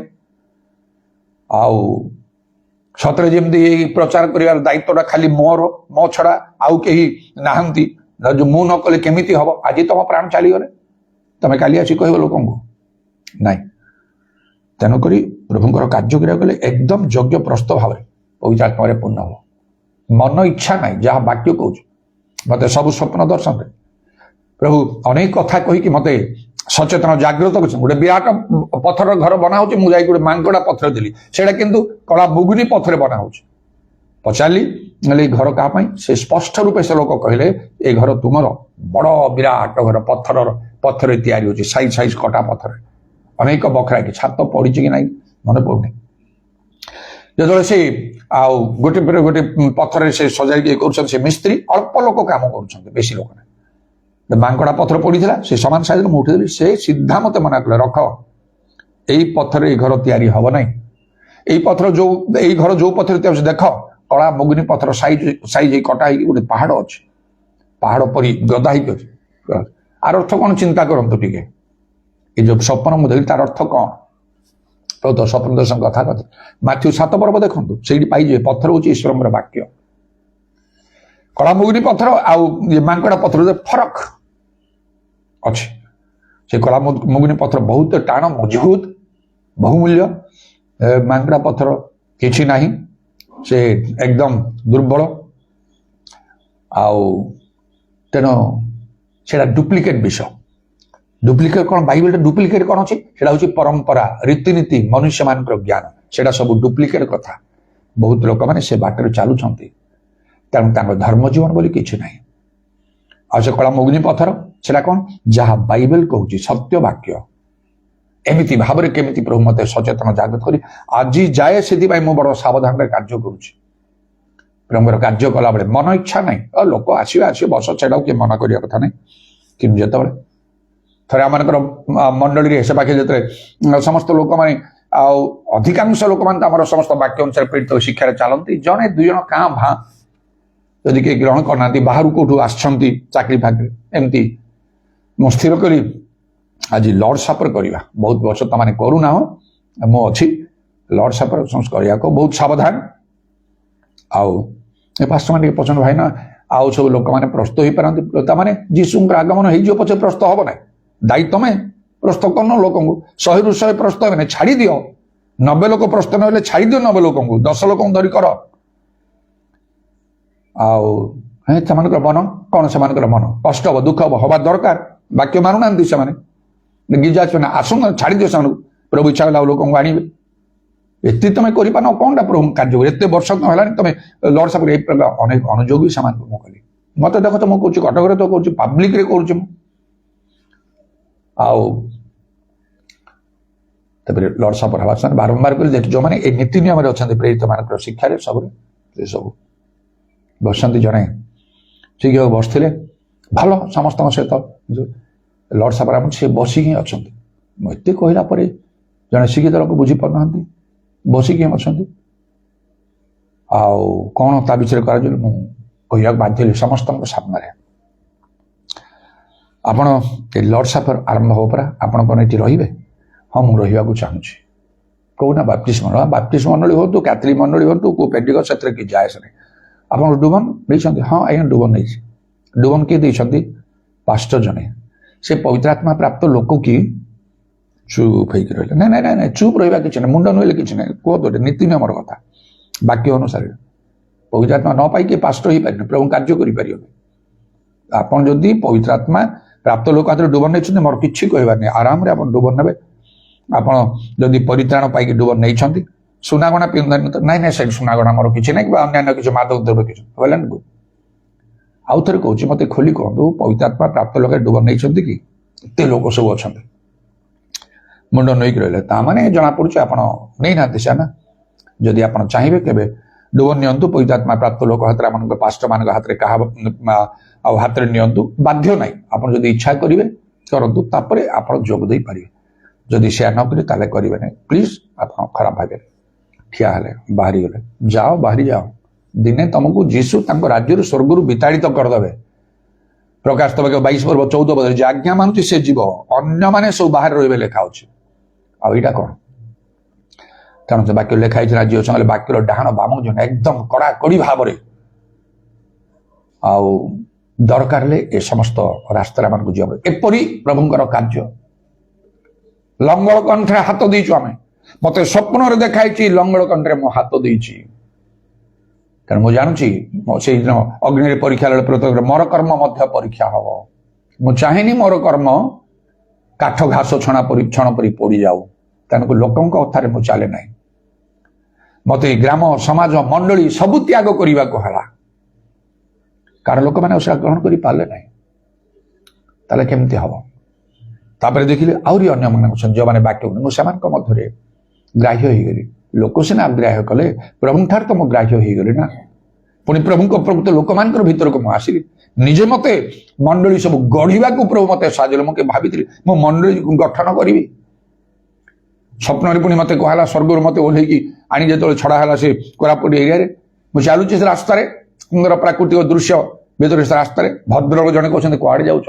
ମୁଁ ତାଙ୍କୁ କହୁଛି ସେ ସ୍ୱପ୍ନରେ ଚର୍ଚ୍ଚ ପ୍ଲାଣ୍ଟେସନ ପାଇଁ ଯାଉଛି, ମଣ୍ଡଳୀ ଗୁଡାକ ସବୁ ଆଉ ଗଢିବା ପାଇଁ। ଚର୍ଚ୍ଚ ପ୍ଲାଣ୍ଟେସନ ମାନେ କଣ ମତେ କହିଲେ। ମୁଁ କହିଲି ପ୍ରଭୁଙ୍କର ବାକ୍ୟ ପ୍ରଚାର କରି ଆଶ୍ଚର୍ଯ୍ୟ କର୍ମ କରିବା ଦ୍ୱାରା ଯେଉଁମାନେ ମନ ପରିବର୍ତ୍ତନ କରନ୍ତି ସେମାନଙ୍କୁ ଅର୍ଗାନାଇଜ କରିବା ସବୁ ଜାଗାରେ। ହସି ହସିକି ସେ କହିଲେ ଯାଅ ଯାଅ। ମୁଁ ବୋଲି କୋରାପୁଟ ଏରିଆରେ କାର୍ଯ୍ୟ କଲି। ସ୍ୱପ୍ନରେ ସ୍ୱର୍ଗରୁ ପ୍ରଭୁ ଯୀଶୁ ମତେ ପଠେଇଲେ, ଯାଅ ତମେ ପୃଥିବୀକୁ କିଛି ଦିନ ତମର ଅଛି। ମୁଁ ମନା କରୁଛି ସେତେବେଳେ ମନା କରୁଛି ନା ମୁଁ ଆଉ ଯିବିନି। ମାତ୍ର ବାଧ୍ୟ କରି ପ୍ରଭୁ ପଠେଇଲେ। ସେମିତି ଯଦି ଯୀଶୁ ପଠେଇ ନଥାନ୍ତେ ବହୁତ ଆଗରୁ ମୁଁ ସ୍ୱର୍ଗରେ ରହିଥାନ୍ତି। ଅନେକ ଲୋକ କାର୍ଯ୍ୟ କରୁଛନ୍ତି ମାତ୍ର ସେ କାମ କିଛି ନାହିଁ, କାଠ ଘାସ ଛଣ ପରି ପୋଡ଼ିଯିବ। ଅଳ୍ପ ଲୋକ କରୁଛନ୍ତି ସୁନା ରୂପା ବହୁମୂଲ୍ୟ ପଥର ପରି, ମୁଁ ତା ଭିତରେ ଅଛି। ତାପରେ ପ୍ରଭୁ ସେ କୋରାପୁଟ ଏରିଆରେ ବହୁତ ମତେ ସୁଯୋଗ ଦେଲେ ବଡ ବଡ ପାବ୍ଲିକ ମିଟିଂ ଗୁଡାକ ନେବା ପାଇଁ। ଯଥା ସମ୍ମାନର ସହିତ ଲୋକମାନେ ମତେ ଗ୍ରହଣ କଲେ। ଏ ପ୍ରକୃତ ପ୍ରଭୁଙ୍କ ଲୋକ କହିକି ସ୍ୱୀକାର କଲେ। ବଡ ବଡ ଆଶ୍ଚର୍ଯ୍ୟକ୍ରମ ମାନ ପ୍ରଭୁ ସାଧନ କଲେ। ଯେପରି ପ୍ରଭୁ ଚାହିଁଛନ୍ତି ସେପରି ପ୍ରଭୁ କରିଛନ୍ତି। ପ୍ରଭୁଙ୍କର ନାମର ଧନ୍ୟବାଦ ହଉ। ଆଜି ପ୍ରଭୁଙ୍କର କାର୍ଯ୍ୟ କରିବାର ଅଛି। ଅଣଖ୍ରୀଷ୍ଟିଆନ ମାନଙ୍କ ମଧ୍ୟରେ, ଖ୍ରୀଷ୍ଟିଆନ ମାନଙ୍କ ମଧ୍ୟରେ। ଅଣଖ୍ରୀଷ୍ଟିଆନ ମାନେ ଯୀଶୁଙ୍କୁ ଜାଣିନାହାନ୍ତି। କେବଳ ସେମାନଙ୍କ ପାଖକୁ ନାହିଁ, ଖ୍ରୀଷ୍ଟିଆନ ମାନେ ନାମରେ ଜୀବିତ, ପ୍ରକୃତିରେ ମୃତ, ବାକ୍ୟ ମାନନ୍ତି ନାହିଁ, ଆତ୍ମାଙ୍କର କାର୍ଯ୍ୟ ନାହିଁ, ପ୍ରେରିତିକ ଶିକ୍ଷା ନାହିଁ। ଏସବୁ ଗୁଡାକ ଆମମାନଙ୍କୁ କରିବାକୁ ହବ। ତାହେଲେ ବାଉଲ କହିଲେ ତିମୋଥୀକୁ, ତାହେଲେ ତୁମେ ଖ୍ରୀଷ୍ଟ ଯୀଶୁଙ୍କର ଜଣେ ଆଉ ଉତ୍ତମ ସେବକ ହେଇପାରିବ। ପ୍ରଭୁ କହିବେ ବେଶ ଉତ୍ତମ ବିଶ୍ୱସ୍ତ ଦାସ, ଅଳ୍ପ ବିଷୟରେ ବିଶ୍ୱସ୍ତ ବହୁ ବିଷୟରେ ନିଯୁକ୍ତି ଦିଆଯିବ। ଆପଣ ପ୍ରଭୁର ଆନନ୍ଦରେ ସୌଭାଗ୍ୟ। ଯେଉଁମାନେ ବାକ୍ୟ ଶୁଣୁଛନ୍ତି ଗ୍ରହଣ କରନ୍ତୁ। ଲଙ୍ଗଳ କଣ୍ଠରେ ଯଦି ହାତ ଦେଇଛନ୍ତି ପ୍ରଭୁଙ୍କ ଇଚ୍ଛା ଅନୁସାରେ ପ୍ରଭୁଙ୍କର କାର୍ଯ୍ୟ କରନ୍ତୁ। ଯୋଗ୍ୟ ପ୍ରସ୍ତୁତ ହିଁ କରନ୍ତୁ। ଭଲରେ ବାଇବେଲ ଜାଣନ୍ତୁ। ପବିତ୍ର ଆତ୍ମାରେ ପୂର୍ଣ୍ଣ ହୁଅନ୍ତୁ। ପ୍ରଭୁଙ୍କର ଶକ୍ତି ପାଆନ୍ତୁ ନାନା ଆଶ୍ଚର୍ଯ୍ୟ କର୍ମ କରିବା ପାଇଁ। ପ୍ରଭୁଙ୍କର କାର୍ଯ୍ୟ କରି ହବ ନାହିଁ। ଆତ୍ମା ଲାଭ କରନ୍ତୁ, ମଣ୍ଡଳୀ କରନ୍ତୁ, ସେମାନଙ୍କର ତତ୍ତ୍ୱ ନିଅନ୍ତୁ। ସବୁ ପ୍ରକାର ଭାବରେ ବିଶ୍ୱାସୀ ମାନେ ଯେପରି ମଜବୁତ ହେଇପାରିବେ ସେଇ ଦୃଷ୍ଟି ବିଷୟରେ ଦୃଷ୍ଟି ଦିଅନ୍ତୁ। ମଣ୍ଡଳୀ ଲୋକମାନଙ୍କୁ ପବିତ୍ର ଆତ୍ମା ପାଇବାକୁ ହବ, ବାପ୍ତିସ୍ମ ନେବାକୁ ହବ, ପ୍ରେରିତ ମାନଙ୍କର ଶିକ୍ଷା ସେମାନେ ଗ୍ରହଣ କରିବାକୁ ହବ, ଦାନ ଦଶମାଂଶ ଦେବାକୁ ହବ, ନିତ୍ୟ ନିତ୍ୟ ପ୍ରଭୁଙ୍କର ସେବା କରିବାକୁ ହବ। ଆଉ ଏଇପରି ଭାବରେ ପ୍ରଭୁ ଯେପରି ଚାହାନ୍ତି ଚାରିଟି ବୁଲି ପ୍ରଭୁଙ୍କର କାର୍ଯ୍ୟ କରିବା ଦରକାର। ଏଇପରି ଭାବରେ କାର୍ଯ୍ୟ କରନ୍ତୁ। ବାକ୍ୟ କେବେ ଅନ୍ୟଥା ହବ ନାହିଁ। ଆପଣଙ୍କୁ ପ୍ରଭୁ ବେତନ ଦେବେ, କାର୍ଯ୍ୟକାରୀ ବେତନ ଯୋଗ୍ୟ। ସେଇ ବେତନଟା କେହି ଆପଣ ନେଇପାରିବେ ନାହିଁ। ସେମାନଙ୍କର ଆହ୍ୱାନକର୍ତ୍ତା ଆଉ ସେ ବିଶ୍ୱସ୍ତ ଅଟନ୍ତି। ଆଉ ତାପରେ ଯେଉଁ ଲାଭ ମଙ୍ଗଳ ଆମମାନଙ୍କର ଇହ କାଳରେ ପରକାଳରେ ଅଛି ପ୍ରଭୁଙ୍କର ବାକ୍ୟରେ ସେ ସବୁ ସ୍ପଷ୍ଟ କୁହାଯାଇଛି।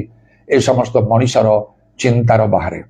ମନେ ରଖନ୍ତୁ, ଗୋଟିଏ କଥା କହୁଛି ଶେଷରେ, ପ୍ରଭୁଙ୍କର କାର୍ଯ୍ୟର ଊର୍ଦ୍ଧ୍ୱରେ ଶ୍ରେଷ୍ଠ କୌଣସି କାର୍ଯ୍ୟ ଜଗତରେ ନାହିଁ। Hallelujah, praise the Lord. Udarabani kharabashamani kurabatramana karabandala rabani darabandala. Urabatramani karabatramana karabashamani kularabani karabandala rabana. ପ୍ରଭୁ ତୁମ ନାମର ପ୍ରଶଂସା ଗୌରବ ଯୁଗେ ଯୁଗେ ହଉ। ଯୀଶୁଙ୍କ ନାମରେ ଦୟାକର ପ୍ରଭୁ 44 ବର୍ଷର ଊର୍ଦ୍ଧ୍ୱ ସମୟ ତୁମେ ମତେ ଧରିକି ରଖିଛ। ତୁମର ସେ ମହତ୍ ଆହ୍ୱାନର ଯୋଗ୍ୟ ଆଚରଣ କରିବା ପାଇଁ ସାହାଯ୍ୟ କରି ଆସିଛ ଆଉ କରିବ ମଧ୍ୟ। ଏଥିପାଇଁ ଧନ୍ୟବାଦ ଦଉଛି। ଏବଂ ପ୍ରଭୁ ଯୋଉ ମଣ୍ଡଳୀ ଗୁଡ଼ିକ ସବୁ ତୁମେ ଦେଇଛ ମତେ ଏଇ କଟକରେ ଆମମାନଙ୍କର ତାପରେ ସେ ଗଜପତି ଅଞ୍ଚଳରେ ବାଲେଶ୍ୱର ବିଭିନ୍ନ ସ୍ଥାନରେ ସେ ସବୁଗୁଡାକ ମଧ୍ୟ ତୁମଠାରେ ସ୍ଥିର ରହିବାକୁ ପ୍ରଭୁ ତୁମେ ସାହାଯ୍ୟ କର। ଅନେକ ଅସ୍ଥିର ମଧ୍ୟ ହୋଇଛନ୍ତି ସେମାନଙ୍କ ପ୍ରତି ମଧ୍ୟ ଅନୁଗ୍ରହ କର। ଆଗାମୀ ସମୟରେ ଯେପରି କାର୍ଯ୍ୟ କରିବାକୁ ଅଛି ସେପରି କରିବା ପାଇଁ ମଧ୍ୟ ତୁମେ ସାହାଯ୍ୟ କର। ଏବଂ ଅନେକ ଯୋଉମାନେ ପାଳକ ପ୍ରଚାର କାର୍ଯ୍ୟକାରୀ ଭାବରେ ଅଛନ୍ତି ସେମାନଙ୍କୁ ମଧ୍ୟ ଆଉ ଯଥାର୍ଥ ରୂପେ କାର୍ଯ୍ୟ କରିବା ପାଇଁ ତୁମେ ଅନୁଗ୍ରହ କର। ଉରାବାତ୍ରାମାନି କାରବାସା କାଲା ରବାନି ଖାରବନ୍ଦାନାମା ଯେଉଁ କାର୍ଯ୍ୟ କରିବା ପାଇଁ ମଧ୍ୟ ଦେଇଛ ପ୍ରଭୁ ଆଉ ସେଥିରେ ମଧ୍ୟ ତୁମେ ମତେ ସାହାଯ୍ୟ କରିଛ। ପ୍ରয়োଜନୀୟ ଅର୍ଥ ସବୁ ପାଳକ ପ୍ରଚାରକ ମାନଙ୍କୁ ଦେବା ପାଇଁ ଏତେ ବର୍ଷ ଧରି ତୁମେ ସାହାଯ୍ୟ କରି ଆସିଛ। ମଣିଷ ଉପରେ ମୁଁ ନିର୍ଭର କରିନାହିଁ, ମଣିଷକୁ ମାଗେ ନାହିଁ କିମ୍ବା ତୁମକୁ ମଧ୍ୟ ମାଗେ ନାହିଁ, ମାତ୍ର ତୁମେ ଜାଣିଛ। ତୁମ ବାକ୍ୟ ଗ୍ରହଣ କରି ମୁଁ ଚାଲିଲି। ତୁମର କ'ଣ ପ୍ରୟୋଜନ ପିତା ଈଶ୍ୱର ଜାଣନ୍ତି। ଆଉ ତୁମେ ବିଶ୍ୱସ୍ତ ଭାବରେ ସବୁ କାର୍ଯ୍ୟ କରିକି ଆସିଛ। ଏଥିପାଇଁ ତୁମ ନାମର ଧନ୍ୟବାଦ ହଉ। ଆମମାନଙ୍କୁ ଦୟା କର ଯୀଶୁଙ୍କ ନାମରେ। ଲଙ୍ଗଳ କଣ୍ଠରେ ଆଉ ଲଙ୍ଗଳକୁ ଆମମାନଙ୍କୁ ଧରିବାକୁ ହବ ଏବଂ ଲଙ୍ଗଳରେ ହାତ ଦେଲା ପରେ ପଛକୁ ଅନେଇବାକୁ ନାହିଁ, ଜଗତକୁ ଅନେଇବାକୁ ନାହିଁ, ଆମମାନଙ୍କର ପଛ ଜୀବନକୁ ଅନେଇବାକୁ ନାହିଁ, ମାତ୍ର ଆଗକୁ ଅନେଇ ପ୍ରଭୁଙ୍କ ଇଚ୍ଛା ଅନୁସାରେ ଆମମାନଙ୍କୁ ପ୍ରଭୁଙ୍କର ସେବା କାର୍ଯ୍ୟ କରିବାକୁ ହବ। ଅଳ୍ପ ସମୟ ଅଛି, କାରଣ ପ୍ରଭୁ ଯୀଶୁ ଶୀଘ୍ର ଆସୁଛନ୍ତି। ହାଲେଲୁୟା। ଉରାବାତ୍ରାମାନି ଖାରବା ଇଦାରବାନି ଖାରବା ଶାକାଲାରବା। ଶସ୍ୟ ପ୍ରଚୁର, ମାତ୍ର କଟାଳି ମାନେ ଅଳ୍ପ। ତେଣୁ ପ୍ରଭୁ ଅନୁଗ୍ରହ କର ହେ ପିତା, ସେଇ ଆଉ କଟାଳି ମାନଙ୍କୁ ତୁମେ ପ୍ରେରଣ କର। ଏଇ କଟକ ସହରକୁ ପ୍ରେରଣ କର, ଓଡ଼ିଶାକୁ ପ୍ରେରଣ କର, ଭାରତକୁ ପ୍ରେରଣ କର, ଇସ୍ରାଏଲକୁ ପ୍ରେରଣ କର ଏବଂ ପୃଥିବୀର ସମସ୍ତ ଦେଶ ରାଜ୍ୟ ସବୁଆଡେ ତୁମେ କଟାଳି ମାନଙ୍କୁ ତୁମେ ପ୍ରେରଣ କର। ପ୍ରଭୁ ସେ ପିତରଙ୍କ ପରି କଟାଳି, ପାଉଲଙ୍କ ପରି କଟାଳି, ପ୍ରେରିତ ମାନଙ୍କ ପରି କଟାଳି, ଓ ପ୍ରଭୁ ସେଇ ଆଉ ଏଲିସା, ମୋସା, ଝିଅସ ପ୍ରଭୃତି ଆଉ ପ୍ରଭୁ ସମସ୍ତ କାର୍ଯ୍ୟକାରୀ କଟାଳି ମାନେ ତୁମ ଲୋକମାନଙ୍କୁ ତୁମେ ଉଠାଅ, ତୁମେ ପଠାଅ। ତହିଁରେ ଅନେକ ଶସ୍ୟ କଟାଯିବ। ଆମମାନଙ୍କୁ ତୁମେ ଦୟା କର ଯୀଶୁଙ୍କ ନାମରେ, ଯୀଶୁଙ୍କ ନାମରେ ସୁଯୋଗ ସ୍ୱରୂପେ ତୁମେ ଦେଇଛ। ପ୍ରଭୁ ଆଜି ବି ତୁମର ଆଗମନ ହେଲେ ସବୁକିଛି ବିଷୟ ବଦଳିଯିବ। କାଲି ବିଷୟ ସମ୍ପୂର୍ଣ୍ଣ ରୂପେ ଭିନ୍ନ ଥିବ, ଆଉ ସୁଯୋଗ ଆମମାନଙ୍କୁ ମିଳିବ ନାହିଁ। କିମ୍ବା ଆମମାନଙ୍କର ଜୀବନ କ୍ଷଣକେ ଦୃଶ୍ୟ ଅଦୃଶ୍ୟ ବାଷ୍ପ ସଦୃଶ୍ୟ। ଏଥିପାଇଁ ତୁମେ ଆମକୁ ବିଶେଷ ଭାବରେ ଦୟା କର। ସୁଯୋଗର ସଦ୍ବ୍ୟବହାର କରିବା ପାଇଁ ଅନୁଗ୍ରହ କର। ଉଦାରବାଣୀ ଖାର ବର୍ଷା କାଲାରବା। ନିଜ ନିଜକୁ ପରୀକ୍ଷା କରିବା ପାଇଁ ତୁମେ ଦୟା କର ଏବଂ ପରୀକ୍ଷା ସିଦ୍ଧ ଦେଖାଯାଉନତେ ଯତ୍ନ କରିବା ପାଇଁ ତୁମେ ଅନୁଗ୍ରହ କର। ପ୍ରେଜ୍ ଦ ଲର୍ଡ। ଯୀଶୁଙ୍କ ନାମରେ, ଯୀଶୁଙ୍କ ନାମରେ ଦୟା କର। ମହିମା ପ୍ରଶଂସା ଗୌରବ ଯୁଗେ ଯୁଗେ ତୁମରି ହଉ। ତୁମର କଣ୍ଟାବିଦ ପାଦ ପ୍ରଣାମ ଚୁମ୍ବନ କରି ଏବଂ ତୁମର ହସ୍ତରେ ଆମମାନଙ୍କର ସରପଣାତ୍ମା ସମର୍ପଣ କରି ଶୁଣିଲ ବୋଲି ଧନ୍ୟବାଦ ଦେଇ ନିତ୍ୟ ଜୀବିତ ପ୍ରଭୁ ଯୀଶୁ ଖ୍ରୀଷ୍ଟଙ୍କ ନାମରେ ଏହି ପ୍ରାର୍ଥନା କରୁଅଛୁ, ଆମେନ୍।